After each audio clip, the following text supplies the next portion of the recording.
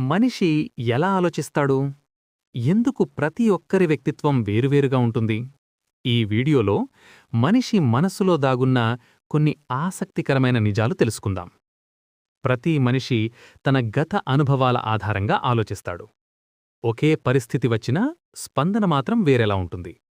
భావోద్వేగాలు ఎక్కువైనప్పుడు మనిషి తర్కం కంటే మనసు మాట వింటాడు.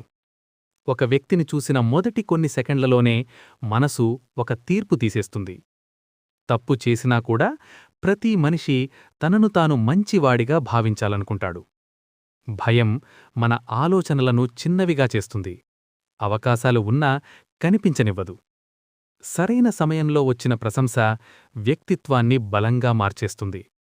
ఎక్కువగా ఆలోచించేవాళ్లు ఎక్కువగా బాధపడతారు కూడా. మనసు మంచి కంటే చెడు విషయాలను త్వరగా గుర్తుపెట్టుకుంటుంది.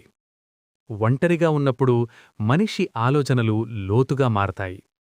ప్రతి మనిషి కోరుకునేది ఒక్కటే, నన్ను ఎవరో గుర్తించాలి అన్న భావన. మనిషి మనసు చాలా లోతైనది. దాన్ని అర్థం చేసుకుంటే జీవితం చాలా సులభమవుతుంది. ఈ ఆడియో మీకు నచ్చితే లైక్ చేయండి, షేర్ చేయండి.